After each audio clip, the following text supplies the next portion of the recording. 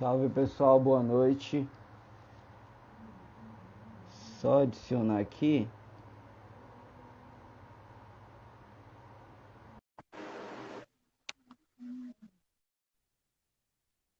Desde já pedir desculpas aí pra galera pelo atraso. A gente tinha marcado 19 horas e aí tive um imprevistozinho. E boa noite, pessoal. Boa noite, doutor Marcelo. Boa noite, Augusto. Tudo bom? Tudo bem? Desde já agradecer. Você está solicitando aí, está disponibilizando um tempinho para estar batendo esse papo aí com a gente, tá? Desde já obrigado. E para quem não lhe conhece, o senhor poderia se apresentar um pouco para o pessoal? Tem problemas? Tudo bom, pessoal? Boa noite. Sou o psicólogo Marcelo Dores, também sou professor, sou lutador de Muay Thai e a gente está em 2021. Há 7 anos eu dirijo a clínica Lumpini, Psicologia Clínica e Desportiva, voltada principalmente para a parte da psicologia do esporte. Ela começou com um projeto pessoal, uma clínica psicológica genérica, mas devido à minha prática esportiva, eu fui juntando as duas coisas e estou sempre que possível prestigiando, patrocinando, participando, por também lutar, tentando juntar a parte dos esportes de combate com a preparação psicológica e o atendimento psicológico também. Sim. Oh, o nome é bem sugestivo, né? Foi proposital. O nome, gostei do nome, Uhum. muito bom. Então, doutor, hoje a gente vai bater um papo aqui sobre a questão psicológica, né? Principalmente relacionada ao Muay Thai, tá? Mas, assim, hoje a gente, não só pro lado do atleta, né? Lado do atleta, treinador, mas também todos os segmentos de praticantes do Muay Thai, desde o aluno comercial até o atleta de alto rendimento, Uhum. né? Então, assim, para quem ainda não conhece, o senhor poderia dar assim, um breve resumo de como funciona a psicologia do esporte, quais os conceitos trabalhados nesse segmento? O senhor pode abordar um pouco para a gente? Olha, a psicologia do esporte, como ela trabalha numa mesma linha que toda prática psicológica, toda clínica psicológica, tá? No caso, a gente só vai mudar um pouco os termos. Não deixa de ser um paciente, mas a gente vai tratar como um atleta, genérico, profissional, amador, mas ele nos procura com uma demanda. Pode ser ansiedade, que é muito comum, pode ser a falta de foco, aquela típica pessoa que você já deve ter visto na academia, que ela vai rigorosamente todo dia, mas ela só faz as mesmas coisas, aqueles 30 minutos de caminhada na esteira, não vê rendimento, então a gente vai lá e trabalha para que ela otimize o resultado. Mesmo que ela faça só a esteira, para que ela encontre uma motivação para continuar trabalhando nisso, para a questão de equipes, seja dos esportes coletivos, como futebol, basquete ou vôlei, que você tem que trabalhar como se fosse uma empresa. Você é o técnico, então você é o gerente. Os jogadores, os demais membros da equipe, eles são como se fossem teus funcionários.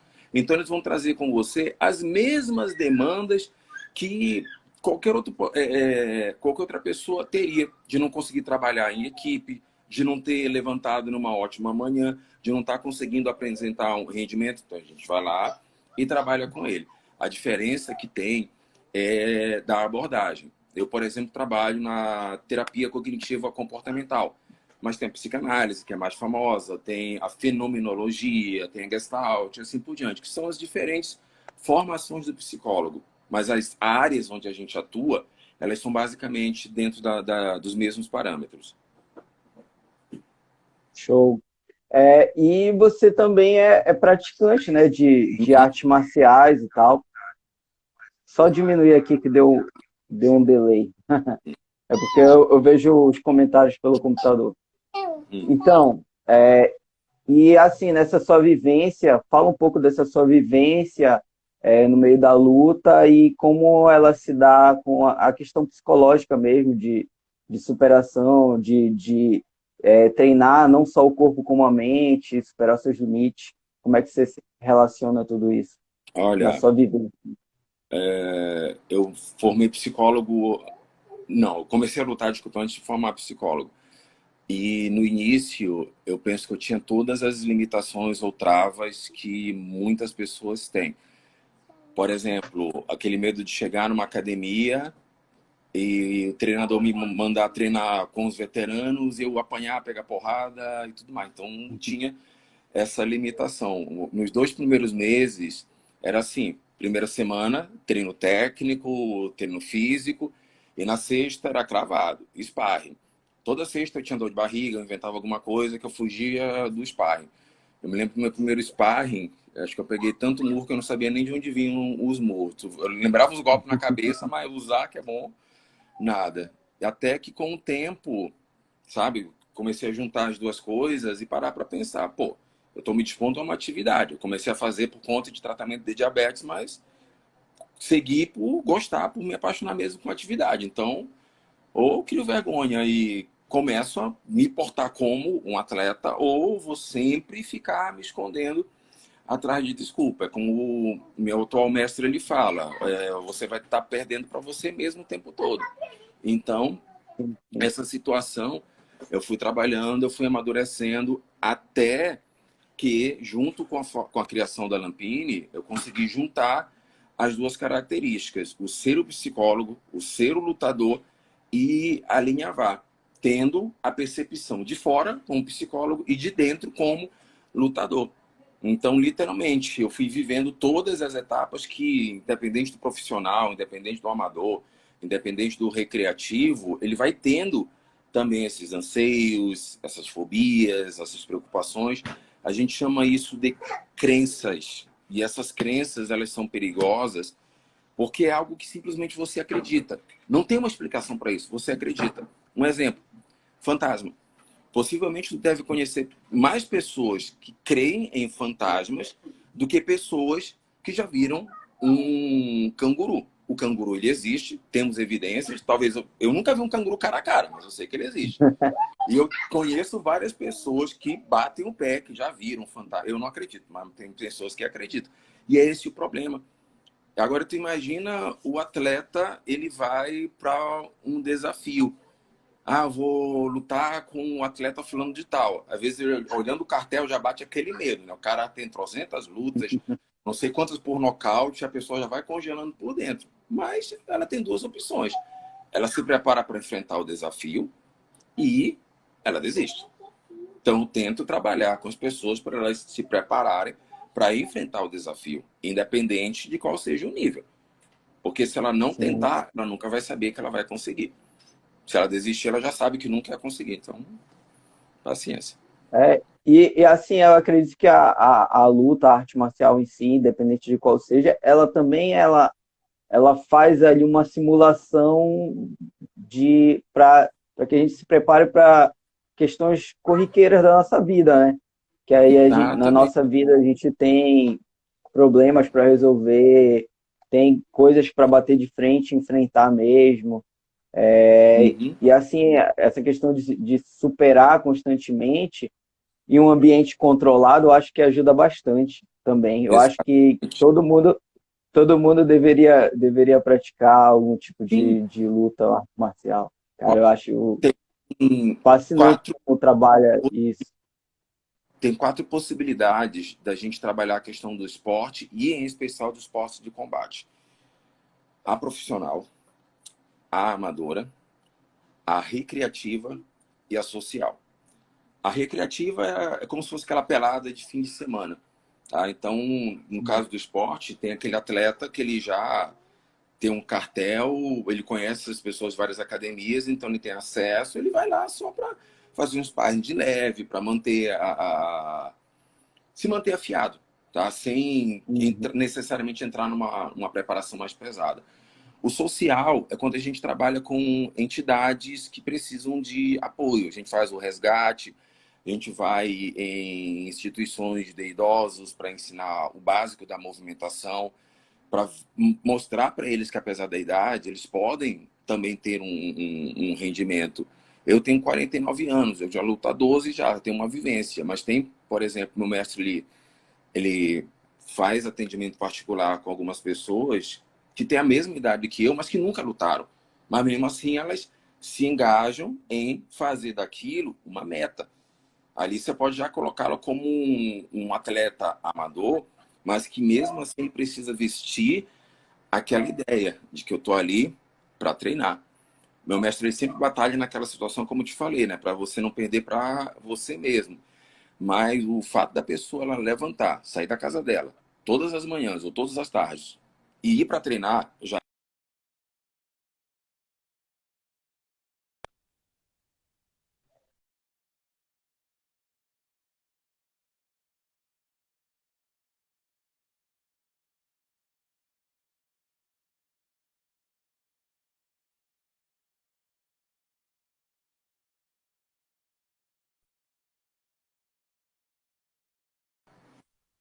Agora eu tô. Opa, Deu uma travada. tá me ouvindo? Agora eu tô. Tá me ouvindo? Tá? Não tô Oi. ouvindo. Pessoal, como... Tá. Eu acho que é o seu que tá travando. É o Eu meu acho que que é o tá. seu que tá... Tá É, ouvindo? tô te ouvindo bem. Ah, tá. Pode Tá. prosseguir. Uhum. Pois é, deixa eu tentar. Como tava falando das quatro Sim, partes, sim, né? sim. O Aí você falou do recreativo, social, você falou do social.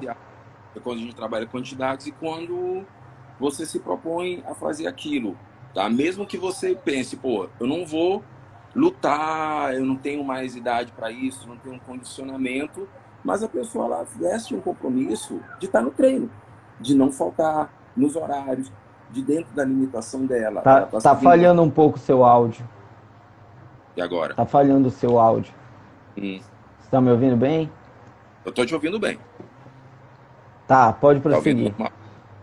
Tá. É Pois o é. seu áudio, ele tá falhando um pouco. Uhum.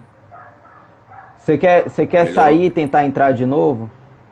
Então aí o Tá, seu deixa eu sai e tentar tenta aqui. entrar de novo aí, a gente vê. Gente, Bom, falha técnica tô indo e já acontece. volto. Tá ok. Falha técnica, galera. Vamos ver se ele volta aí pra gente estar dando continuidade, tá ok? Só ver se ele retorna aqui.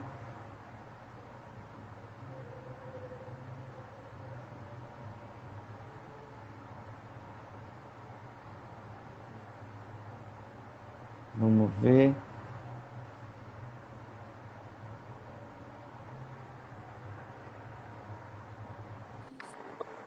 Já tirei. Pronto, Opa, pronto. resolvida? Dá, para mim ainda tá falhando um pouco o seu áudio. Galera, comenta aqui se vocês estão conseguindo ouvir o doutor bem, se o áudio dele tá saindo legal. Vocês podem comentar aqui para mim, por favor? Tá. Pode continuar, doutor. Estou falando que o Beleza. áudio não está falhando. Tá, e tem o atleta amador ou profissional. Se a gente olhar para um certo ângulo, tirando o detalhe de que o profissional ele tem aquela mentalidade de se preparar para a luta, a gente não tem mais tantas diferenças assim. Fora, claro, que o profissional ganha por estar fazendo isso também, mas no sentido dele se preparar, dele assumir um compromisso, não tem tanta diferença, tá? E é nessa situação que a gente trabalha. Mesmo que o atleta amador ele pense em nunca lutar, a ideia é que ele se prepare como se ele fosse lutar. Da mesma forma como todas as manhãs a gente levanta para ir para o trabalho e cumprir as nossas obrigações, assim tem que ser também a preparação, o foco que ele tenha. Show. E assim, hoje eu acho que você como psicólogo trabalha ali uma série de mecanismos para destravar essas crenças limitantes ali nos seus Sim. pacientes, né? Você costuma utilizar a questão do mindset? Olha, o mindset é uma questão delicada pra caramba, mas vamos lá. Ah, Particularmente, aí o senhor explica um pouco para a galera, na visão psicológica, o que é o mindset, e uhum, aí o senhor explica como é a forma de trabalho. Vamos lá, pessoal. Mindset, eu vou usar a versão que eu uso e trabalho. Eu chamo de estado de espírito, que tecnicamente é a mesma coisa. É aquela visão do que você precisa fazer, do que você tem que fazer. Você tem uma missão, você tem uma atividade, você tem um trabalho. Então, como é que você encara isso? Você vai encarar fazendo, desculpa o termo que eu vou usar, fazendo na porra louquice de qualquer maneira, ou você encara como um desafio e se prepara para isso? Eu sempre brinco dizendo que tem duas maneiras de você encarar as coisas. Então, tu pode trabalhar com dois estados de espírito ou dois mindsets. Você faz as coisas na porra louquice. Você vai empurrando com a barriga, vai fazendo de qualquer maneira. Deu certo, beleza? Não deu? Tá. Ou você planeja. Eu até, nas consultas, eu brinco usando alguns estrategistas fenomenais. É uma brincadeira, mas é para estimular a pessoa.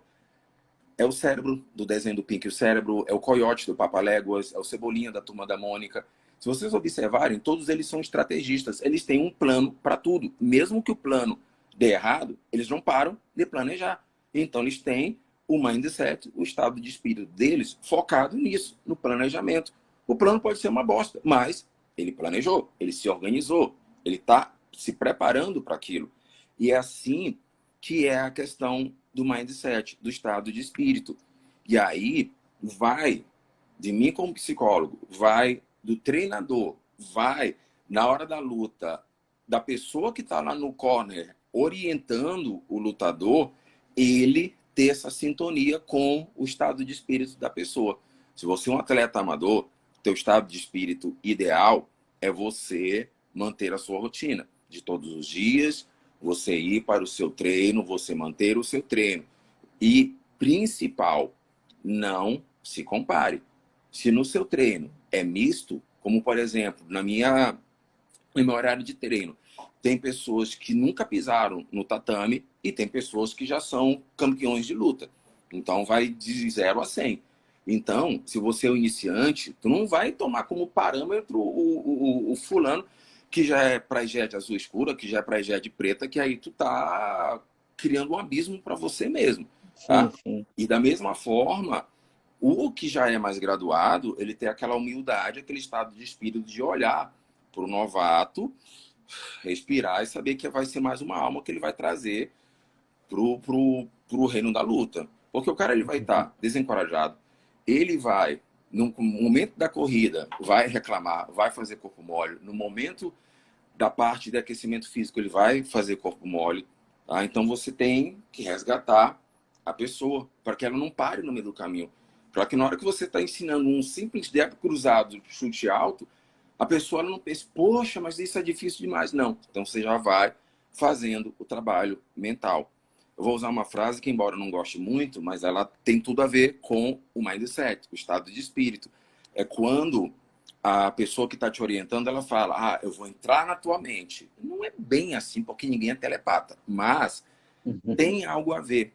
Porque no momento em que você está me treinando, tu percebes até onde eu posso fazer e percebes o que eu preciso fazer, tu vai criando essa sintonia para que eu vá rendendo cada vez mais. Do contrário, você vai estar falando para o norte, eu vou estar indo para o sul e vai ser um desencontro completo. Sim, Então, o sim, sim. mindset é uma estrutura que todos nós temos, porque todos nós temos um estado de espírito. Tem uma teoria na psicologia que a gente chama de teoria do esquema. Exemplo, você é lutador, você é professor, você dirige um canal pela internet. Só agora, são 3 Sim. esquemas que você tem. E são 3 posturas diferentes. Paralelo a isso, você é filho. Paralelo a isso, não sei, talvez você seja pai. Não sei, talvez Sou. você tenha irmãos, talvez tenha esposa. Percebeu? A quantidade de esquemas é o mesmo Sim, postura, sim, sim. mas com cada uma dessas pessoas, você tem um estado de espírito, você tem um mindset, você tem um esquema. Agora, já pensou tu tratando o teu pai da maneira que tu trata teus alunos? A É confusão que houve complicado. essa. Pois é. Então aí é que tem que ter essa sintonia. Nesse caso, o mindset, o estado de espírito, ele é plenamente positivo. Mas com aquela situação genérica. E pausa, eu vou abrir um parêntese para pedir desculpas para os coaches que atuam profissionalmente dentro realmente da sua formação. Porque, infelizmente, tem aquela quantidade de coachings que o ser humano, eu sou coaching quântico, eu vou mudar o teu DNA. Cara, ele vai ganhar o prêmio Nobel se ele fizer isso, tá? Então, tá? Eu sou A física quântica ainda é uma coisa que ainda não tá totalmente descoberta. Como é que os caras já fazem coach quântico? É aquela piada que já ouviste. O cara começa a treinar na sexta-feira, na segunda-feira ele já pré de preta. Pô, já, o cara tem um salto enorme. Né? Então, Tá, só conclua o seu pensamento. então, você que é coaching e trabalha com isso, trabalha com seriedade, que é o profissional que merece o respeito, você vai encontrar ótimas ferramentas para trabalhar a questão do mindset, do estado de espírito. Agora, os outros, aí é um Deus nos acuda. Dá até medo quando você ouve os outros genéricos querendo trabalhar com essa situação, porque é perigoso pra caramba isso. Sim. É complicado demais. Só uma dúvida. Essa questão dos esquemas, ela tem a ver com a teoria do inconsciente coletivo, do Jung, Não, não, porque da questão das sombras? elas meio que se alinham. Mas uma piada que a gente tem na graduação, e eu acho que em todas as graduações de psicologia deve ter isso, é porque nos primeiros anos é genérica a nossa formação. Da metade para o final, que a gente já vai escolhendo a área que a gente vai seguir. E daí começa a briga interna. Do behaviorista, que é o meu caso, fazendo piada sem graça com o psicanalista, do psicanalista sacaneando com o junguiano sacaneando com o sartriano e por aí vai. Mas a coisa da faculdade. Então, elas se aproximam, mas cada uma delas tem a sua roupagem. Nessa questão do esquema, é porque cada um de nós vive situações diferentes ao longo do nosso dia a dia. E a gente tem comportamentos diferentes ao longo do nosso dia a dia. Por exemplo, muita gente vendo minhas fotos na preparação, vou ter um torneio agora dia 8, muita gente vendo minhas fotos na preparação, eu tiro as fotos com a cara mais fechada do mundo, porque eu não tenho uma razão. Pô, eu estou progredindo na corrida, então eu consegui correr hoje 3 quilômetros em menos de 30 minutos. Cara, eu parecia o Rock comemorando pra caramba, que fazia tempo que eu não treinava pesado, então para mim foi uma vitória Sim. pessoal. E aí, tem um treino físico, meu mestre está vendo a aula agora, mestre, deixa eu falar logo uma coisa bem clara, eu odeio burpee, mas eu faço, porque tem que fazer, mas eu odeio. E não tem como, depois de passar um sparring de 3 assaltos de 3 minutos como um instrutor, que o cara já é campeão de luta. Então, e o cara não tem pena, ele não tem por que ter pena. Então, ele faz a parte dele e eu que me vire para me defender. Então, não tem como tirar uma foto sorrindo ou tirar foto de cara fechada. Mas, Sim. tipo, aquela foto de reunião, de família, quando eu tô com minha filha, por exemplo, o esquema já muda. O lutador Marcelo Sim. sai e fica o pai Marcelo. Tá? Então, são coisas que a gente faz, que elas existem e que, independente da gente estar atento, não, agora eu sou o pai, não, agora eu sou o lutador, não, agora eu sou o psicólogo, elas vão ocorrer. O que a gente faz é, no tratamento, verificar qual é a postura ideal, qual é o esquema atual que a pessoa tem que assumir para lidar com aquela situação. Tá? Mas todos nós temos essa característica comum. Tá? É do nosso comportamento isso. Sim. E assim, a gente tem, hoje em dia, tem inúmeras pessoas que acabam indo para a luta por se encontrar com doenças que são mais psicológicas do que. Ou então começam com questões psicológicas e acabam afetando o corpo. Hoje a questão da depressão é muito alta, a questão de síndrome do pânico e outras doenças psicológicas que o senhor deve conhecer bem mais do que eu.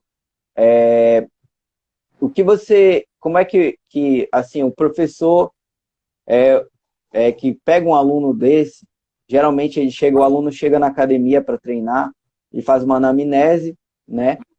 E aí ele só verifica as questões físicas do aluno. É comum, né?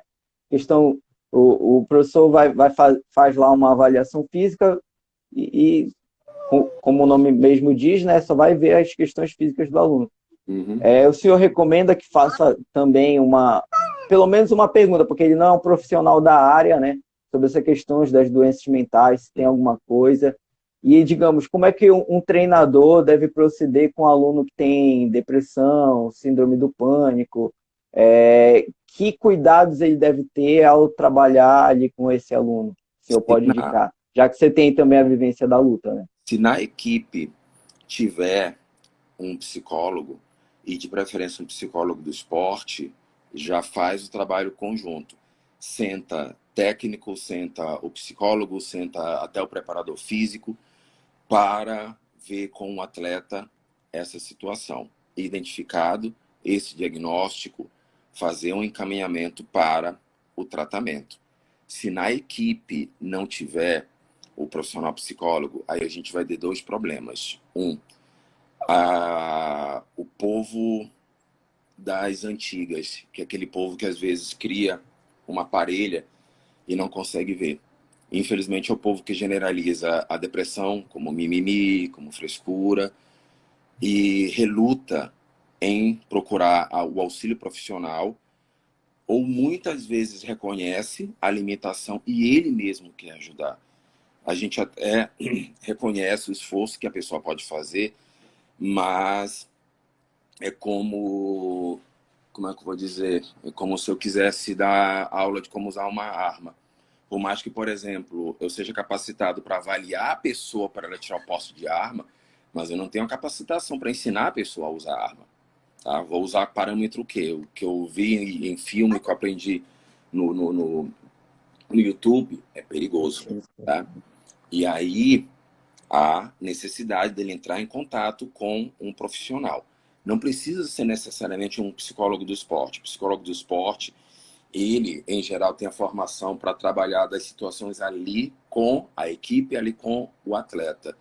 E por ele, às vezes, estar muito próximo com o atleta, talvez ele não seja adequado para lidar exatamente com a depressão. Então, ele faz um encaminhamento.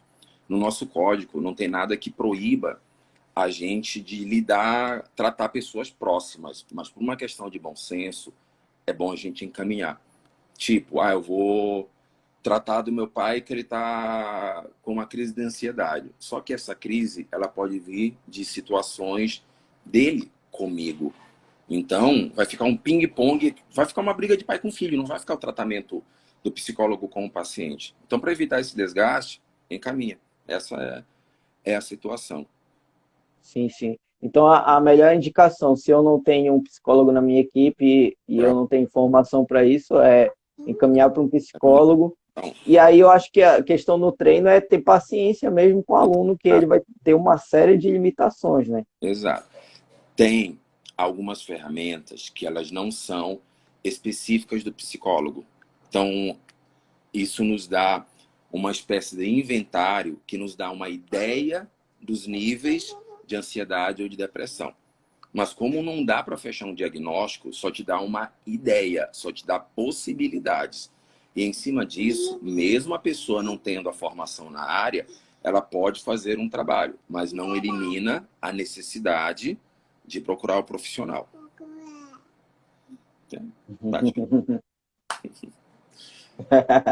Tá certo.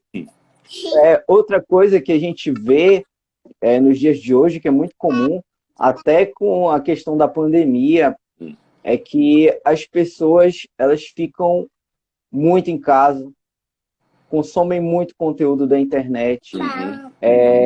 E aí, tipo, o que a gente vê isso constantemente. Eu sou treinador também, eu dou aula comercial, tenho atletas também, mas assim, principalmente com meus alunos comerciais, eu vejo muito essa questão do aluno que passa muito tempo na internet, muitas vezes consumindo conteúdo, digamos, a mulher consome o conteúdo lá de uma outra blogueira que tem o corpo que ela deseja ter, passa muito tempo consumindo conteúdo, muito tempo na Netflix, muito tempo procrastinando, e às vezes quando vai para academia treina alguns dias e para, não tem motivação, tá?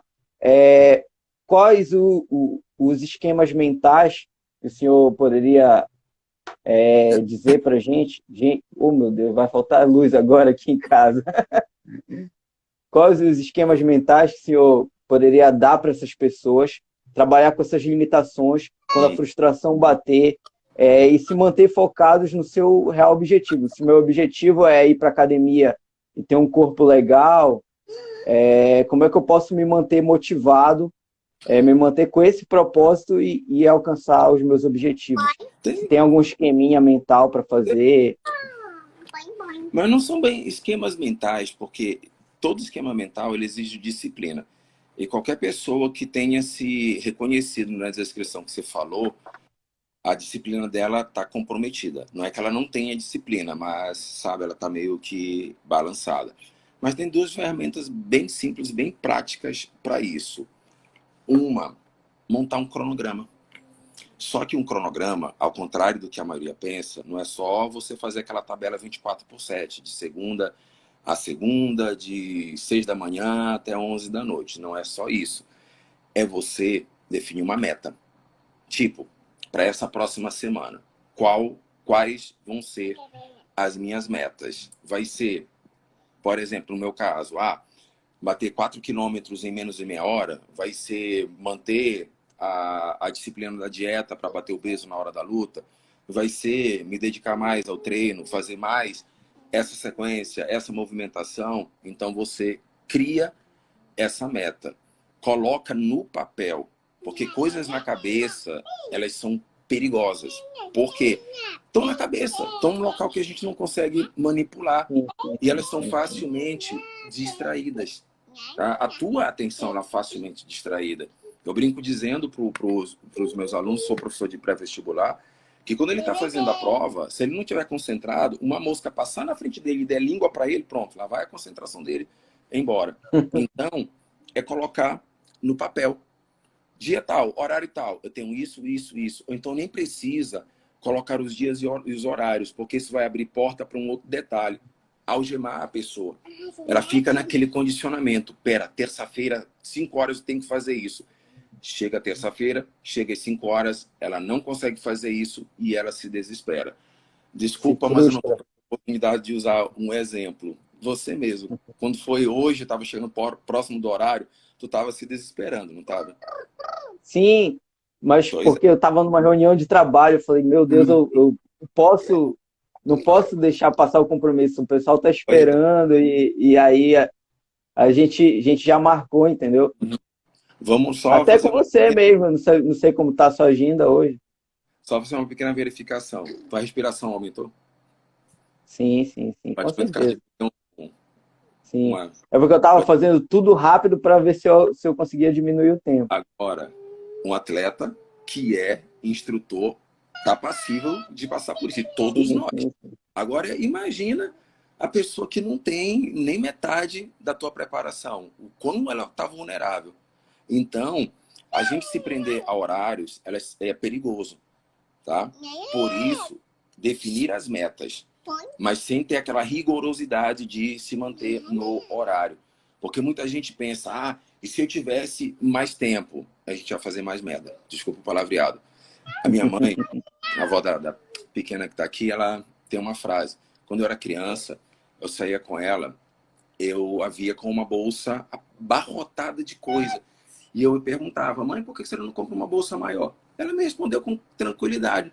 Porque se eu coloco uma bolsa maior, eu vou colocar mais coisas. E aí eu vou ter mais problemas para lidar. Então, é digerir pausadamente. Você define as metas, mas não seja rigoroso com elas. E o outro esquema também é no papel. A gente chama de registro de pensamentos automáticos. É como se fosse os antigos relicários ou diários que as adolescentes tinham lá nas décadas de 80. Anotar Ah, sim. tudo o que acontece no teu dia e que pode ou não te atrapalhar. E aí, Isso aí eu depois que faço. você anota, você dá uma lida e vai desenvolvendo respostas de adaptação para lidar com aquilo, para enfrentar aquilo. Sim. O meu tá aqui, ó. Isso. Mas isso Eu sempre é século anoto XXI. tudo. E embora eu seja viciado em tecnologia, sou fã de videogame, tá? Mas você está fazendo. E outra, tem planilhas, tem aplicativos que fazem tudo isso que eu falei com uma exatidão. Só um instantinho, filha. Com uma maravilha. Porém, tu tá lá anotando, chega a mensagem. Tá lá anotando, chega outra mensagem. Tá lá anotando, bipa um alarme. Tu vai sendo bombardeado, eu chamo de contaminação informacional. São coisas que até poderiam ser úteis, mas que vão chegar no horário errado. Sim, sim, sim. É complicado. Eu faço resumo de livro. Na verdade, é algo que eu anoto tudo que me chama atenção. Faço Uhum. resumo de livro, anoto coisas importantes aqui. Então, eu E sempre gosto de trabalhar no caderninho.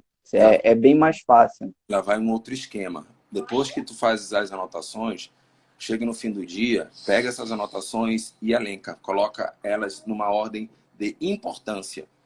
Tipo, anotei isso. Para ti, qual é o nível de importância? Gradua de 0 a 10. 10 o nível máximo, 0 o nível mínimo. E aí, tu vais observando que fazendo essa repescagem, tu vais potencializando bem mais aquilo que tu anotaste. Porque se só anotar, a possibilidade de só estar anotado é alta. Mas se você valoriza, gradua aquilo dali, já vai te chamando para um destaque, já vai vendo que aquilo ali merece uma relevância. Sim. Eu faço assim, eu dato tudo, né?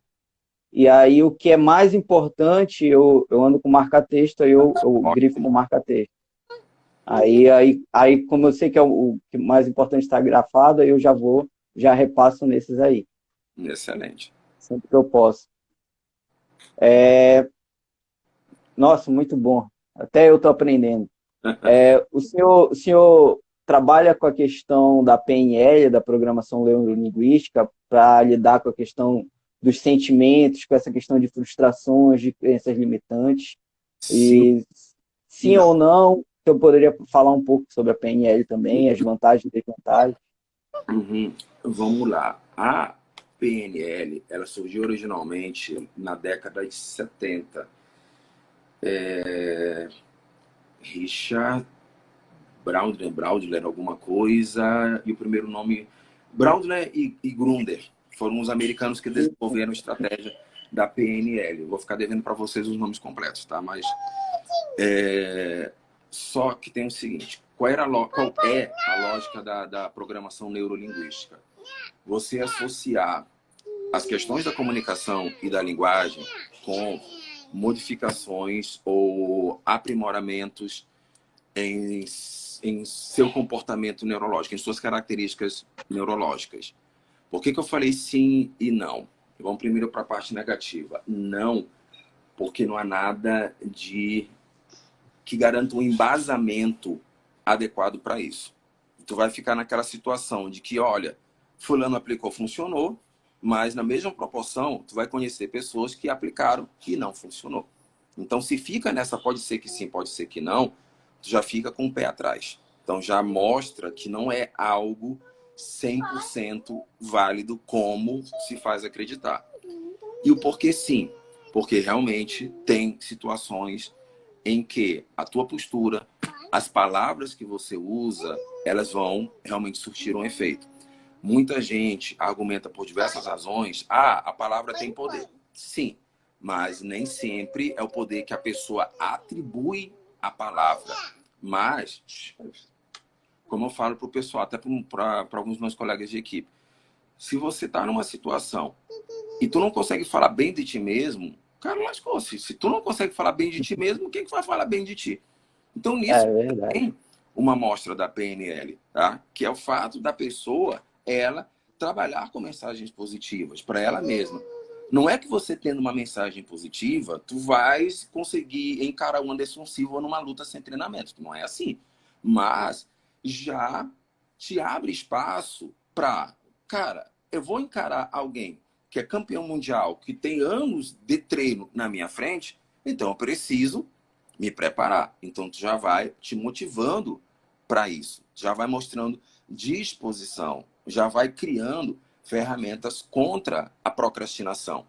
O que tu não podes, o que não se pode, é se trabalhar a PNL como se ela fosse a linguagem universal. Como, infelizmente, sabe aquela dicotomia que eu fiz do profissional coaching para os outros, que é como a Uhum. gente tem muitas postagens dos que levam de maneira genérica, meio que definindo que a pessoa ela tem que apenas pensar positivo e vai resolver. Agora, como diabos eu vou trabalhar alguém que tem depressão só para a pessoa falar positivo?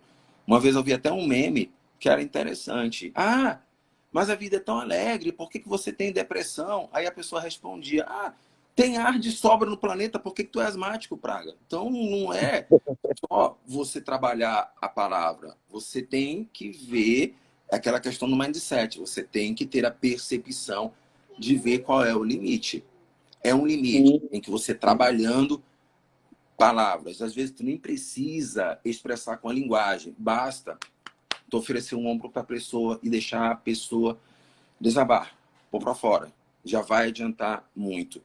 E perceber que é uma situação que talvez ela não tenha preparo e ela precise caminhar. Como, por exemplo, transtorno de déficit de atenção e hiperatividade, eu posso orientar, mas eu não estou gabaritado para tratar, porque isso é um problema da neurologia e da psiquiatria, é uma questão médica. Tanto que o diagnóstico é feito por médicos. Eu posso ajudar, posso trabalhar com algumas ferramentas que vão auxiliar tanto a pessoa quanto o profissional, beleza, mas não é da minha alçada. Se eu entrar nessa situação, eu corro o risco de piorar ainda mais a situação. E é esse o problema da PNL. Você pode trabalhar com questão de palavras, com questão de autoafirmação, sim. Que isso, por sinal, é o que muitos técnicos fazem.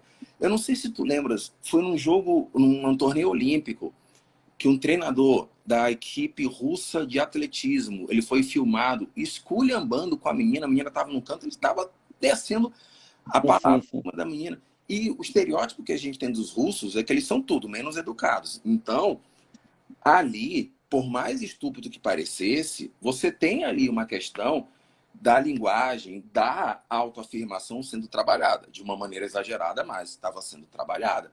Tá? Sim, Aquilo sim, ali sim. tem resultados? Bom, ele era o técnico, ele estava treinando a equipe. Então, eu penso que ele já sabe o que pode se esperar ali da situação. Agora, a pessoa que não tem essa vivência, não tem esse olhar e querer apenas tirar do livro porque achou bonito e jogar, aí é complicado e perigoso pra caramba. Então, eu vou fazer uma analogia de Uhum. algo que eu percebo e aí você me diz o que você acha, tá bom? Hoje, devido a gente estar nessa era digital, onde tem aplicativos que facilitam a nossa vida, onde tem entretenimento à vontade, é um clique, coisa que a gente não tinha antigamente. Eu Uhum. acho que o ser humano ele começa a se condicionar mentalmente a que tudo pode ser fácil na vida dele. Uhum. Então aí ele vai para a academia, ele quer conquistar o corpo da. A mulher vai para a academia, quer conquistar o corpo da atriz lá da televisão, e aí pensa que é fácil, porque ela vê lá, ela postar os vídeos de treino, e aí ela tem evolução, e aí quando ela percebe que não é tão fácil assim, que se bate com a realidade, né? Uhum. Você acha que esse acesso demasiado à tecnologia ele tem contribuído para que essa frustração das pessoas seja maior De uma ou não? forma, sim. E eu vou até juntar a resposta da tua pergunta com uma pergunta que calhou de eu ver aqui. Pessoal, se eu estiver passando as perguntas de vocês, é porque vocês estão perguntando, está passando, e nem sempre dá para eu parar e ler. Mas essa parou bem aqui na minha frente, não dá para ler, da Black River Muay Thai. A questão da procrastinação, ela é basicamente, ela nem, não é só falta de planejamento e de disciplina. Essa é a parte mais fácil, é a ponta do iceberg da gente observar. Essa questão que você acabou de falar, da gente ter acesso muito fácil a informações, é uma outra situação que predispõe à procrastinação. Porque eu vendo, parece que é absurdamente fácil. Eu não sei se você viu uma situação de uma moça que foi ver uma aula de ginástica em casa. Tem aquelas barras, né, que são vendidas para a pessoa pendurar na porta e fazer o exercício. E ela foi fazer isso, só que tentando fazer um giro.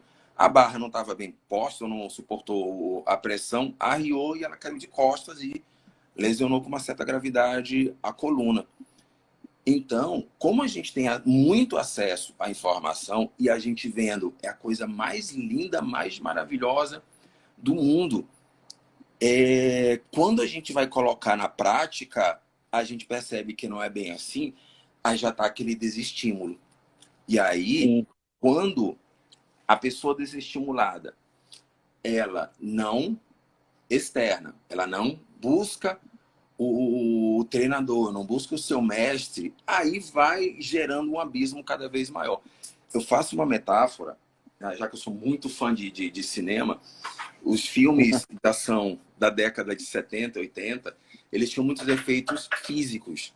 E um dos efeitos era quando a pessoa afundava na areia movediça. E aí qual era o truque para disfarçar que a pessoa estava afundando? Ela mexia os braços e trazia a areia para o pescoço dela. E aí, com a edição da câmera, fazia parecer que o nível da areia estava aumentando e a pessoa estava afundando. Sim. Então, eu uso essa metáfora porque a pessoa, ela já não é muito disciplinada. Ela, ao invés de seguir, de dar ouvido às orientações do mestre, pessoas que têm uma prática de iniciante, que ainda não estão tão envolvidas nos esportes de combate. A pessoa ela não tem um título de mestre por acaso. Dá uma conferida no histórico da pessoa, que provavelmente tu vai ver na academia vários dos diplomas que ele tem. Porque quando a gente conquista algo, a gente extrapola a vaidade. A gente quer que todo mundo veja que a gente teve aquela conquista. Então a gente coloca para cima e para baixo para Que todo é mundo ver. gabaritado para estar ali, né? Exatamente. E é um alerta, porque tem aquele ser humano que vê uma garagem aberta, vou colocar um tatame ali, eu vou ganhar dinheiro. O cara nem tem, não tem nem trajeto, nem faixa, mas tem Sim. essa ideia. E ela, o mestre, o treinador, é a pessoa gabaritada para aquilo, para pelo menos te passar a orientação adequada. Tudo bem que você vai ver um exercício que você achou legal, poxa, mas chega com o teu mestre e comenta, olha, o exercício, ele é esse, será que dá para fazer? Será que tem funcionalidade? Aí tu vai perceber a possibilidade de tu fazeres isso ou não. E em cima disso, criando uma rotina, criando uma disciplina e criando um planejamento. E só para terminar, regra, Ok. não existe disciplina sem planejamento. E vice-versa. Ok. O que a galera vê também é muito vídeo editado, né? E aí se motiva com alguma música e tal, e aí vê que na hora não é aquilo ali, né? Você já assistiu aquele filme A Origem, com Leonardo DiCaprio? Sim, sim, sim, sim. Que as pessoas pagam para se manter sonhando, é ali aquele ideal de vida que elas querem. Eu acho que hoje em dia aquilo ali é uma analogia com o que a gente está meio que vivenciando hoje, né? Eu tive essa percepção quando eu vi o filme, né? E, Fica uma indicação aí para a galera assistir, quem ainda não assistiu, A Origem, e tem uma Leonardo outra DiCaprio.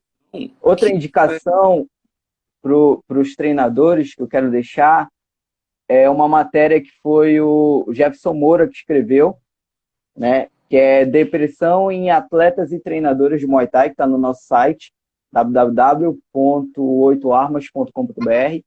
E teve uma outra matéria que não sei se você lembra, mas você me ajudou com a essa, fundamentação, que eu te perguntei sobre a psique, eu até entrei em contato com você no Facebook sim, e sim, eu lembro. tal. Essa matéria, eu coloquei o título O Ego e o Muay Thai, tá no nosso site também, tá? Para acessar, o link está na biografia do nosso perfil. Quem veio aqui pelo Dr. Marcelo, já aproveita e já segue a gente, que tem, todo dia está saindo conteúdo novo sobre o Muay Thai, Uhum. tá? E, Dr. Marcelo, eu tô até com medo de continuar aqui, porque aqui, não sei se o senhor está percebendo que está tendo uma oscilação de energia aqui.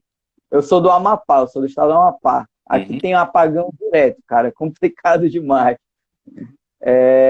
Deixa eu só fazer mais algumas perguntas e aí a gente já Tá. vai encerrar, tá ok?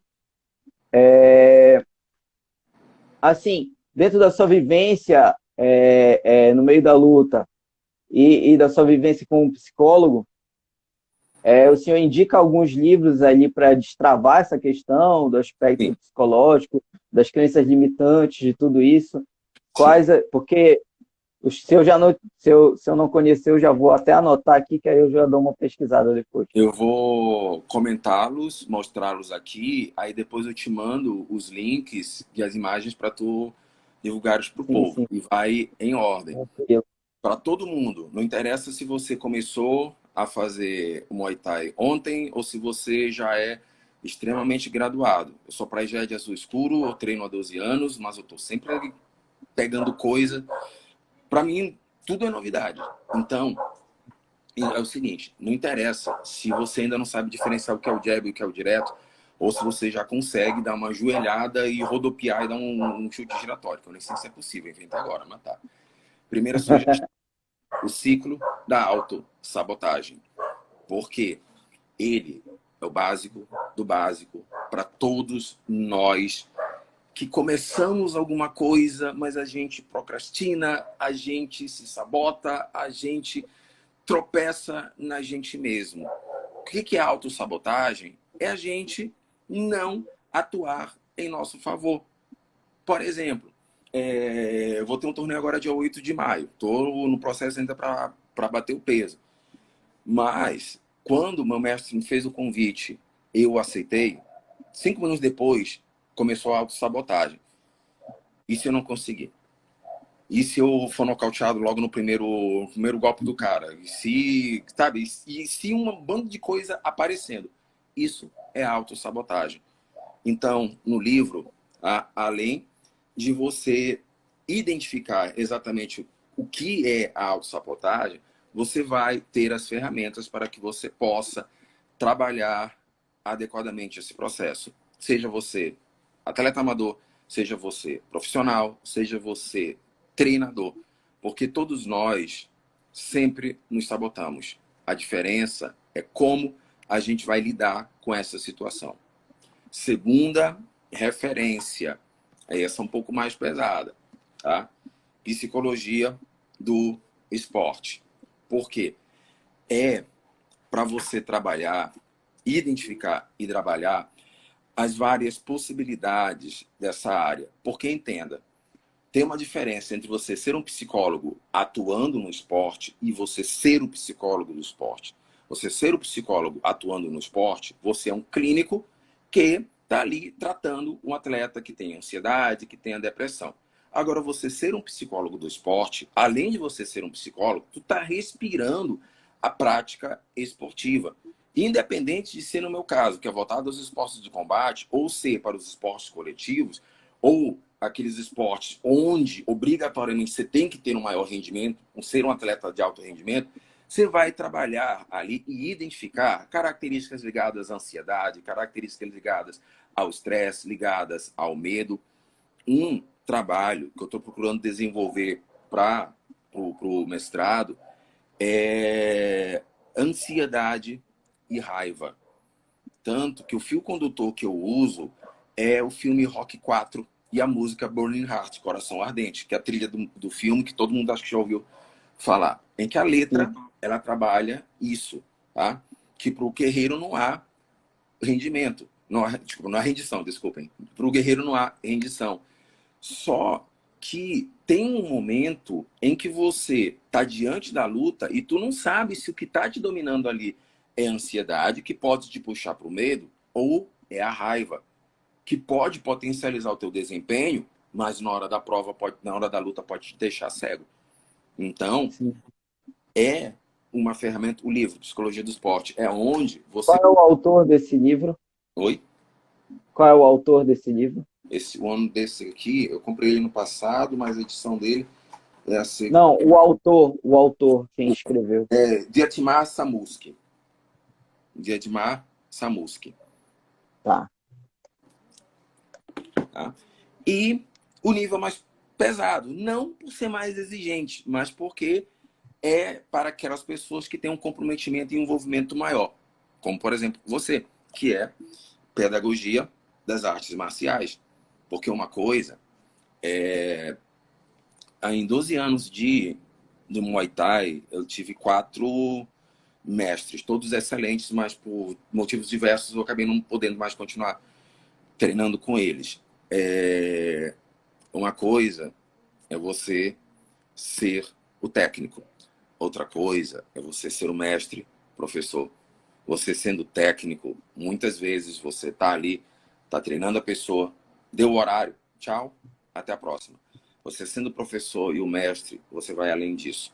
Que é o exemplo que todos nós temos, seja através da ficção, seja através da realidade das escolas e das academias na Tailândia, em que a pessoa, ela lá convive com os mestres. A pessoa que está sendo treinada lá, ela não está sendo treinada por um técnico, ela está sendo treinada realmente por um professor, está sendo treinada realmente por um mestre, tá?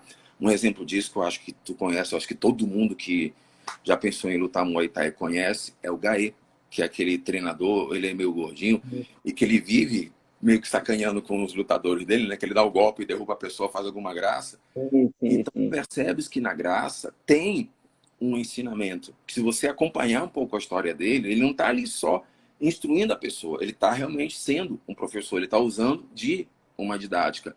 E cada esporte de combate tem a sua didática.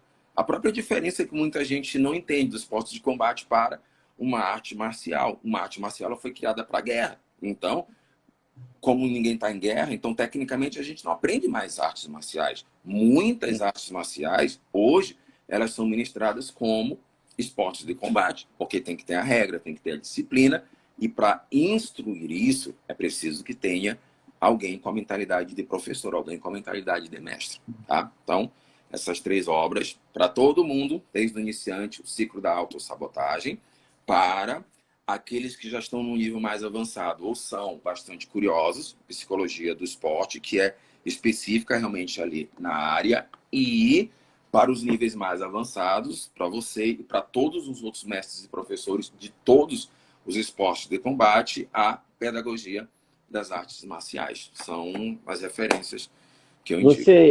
Você já leu um livro chamado O Livro dos Cinco Anéis, de Miyamoto Musashi? Já, mas faz tempo. Faz um tempo que estava na graduação. Eu gosto muito desse livro. Ele tem umas sacadas muito boas também.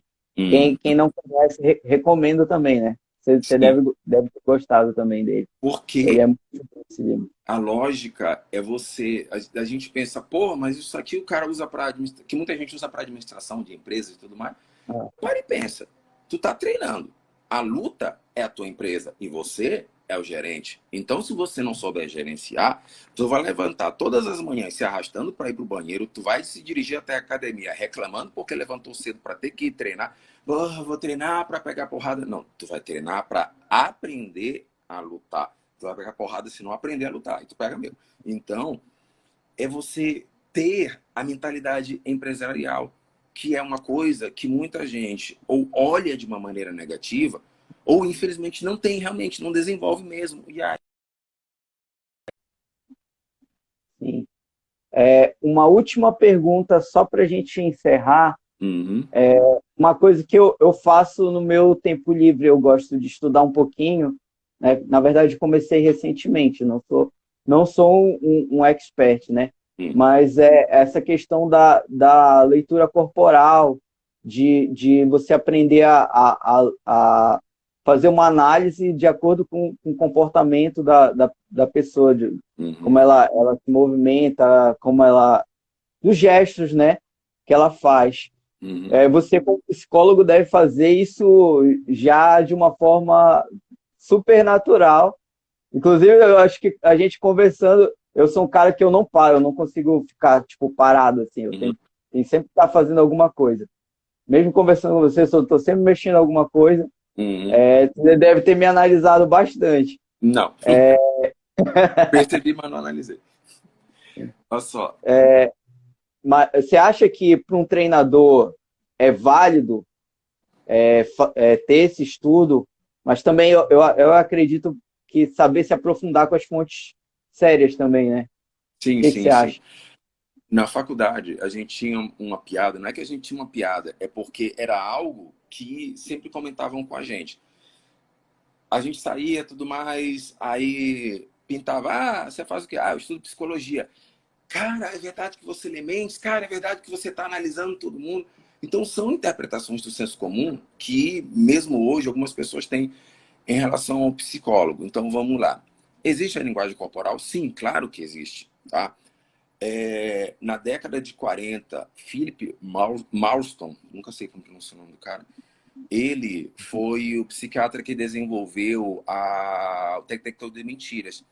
E talvez ele seja mais famoso porque ele foi o criador da Mulher Maravilha, que, olha, usa um laço da verdade. Ele juntou o desenvolvimento dele científico no personagem que ele criou.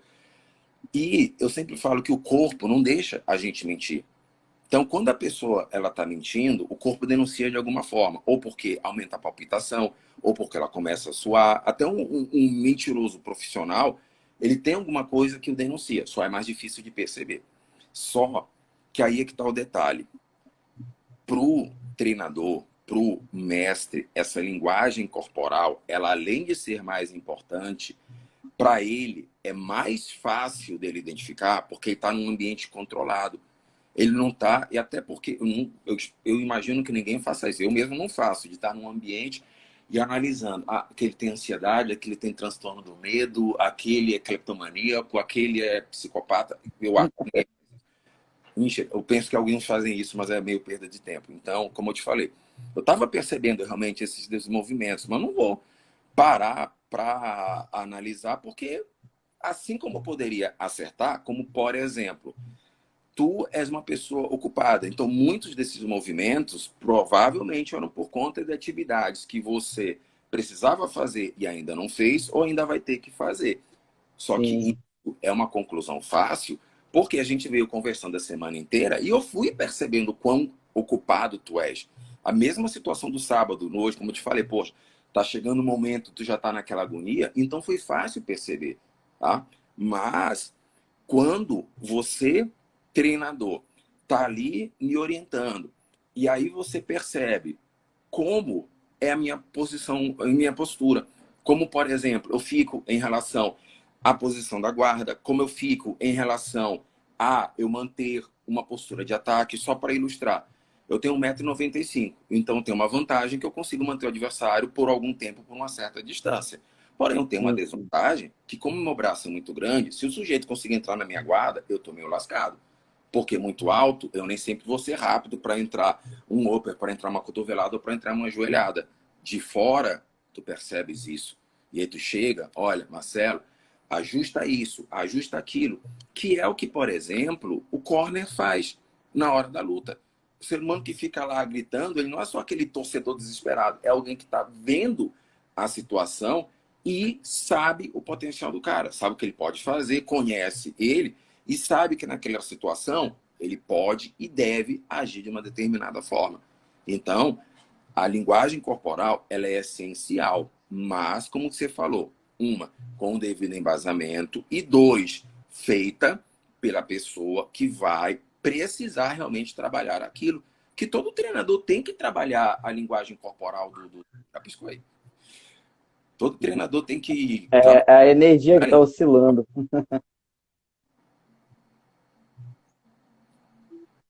Quer É a ver energia que está oscilando aqui. quer ver um exemplo? Já jogaste bola em algum momento, não já? Ou já viste Sim, jogo de sim, sim, bola? Tu já sim. percebeu Eu sou como. professor de educação física também. Perfeito. Então, tu já percebeste como o jogador, vendo o parceiro correndo numa direção, ele já sabe a velocidade da bola, o ângulo que ele tem que estar na bola, por conta dele conhecer a característica corporal do parceiro. Se ele vai jogar uma bola alta, é porque ele sabe que o sujeito pode ter impulsão para uma cabeçada ou tentar um voleio, uma bicicleta. Agora, se fosse outro que ele não conhecesse ou soubesse que ele não tem aquele potencial, ele vai mudar a jogada. Então, é essencial, Sim, mas com orientação. show. Doutor, eu queria já, desde já agradecer a sua disponibilidade. A gente já passou um pouquinho de uma hora. E assim, as pessoas que estão vendo, ou que ainda vão ver, porque eu vou deixar isso aqui gravado, amanhã eu vou subir para o YouTube também, tá? Que querem ter um atendimento com você, se você atende online também, e a galera de Manaus, como é que faz para entrar em contato com você?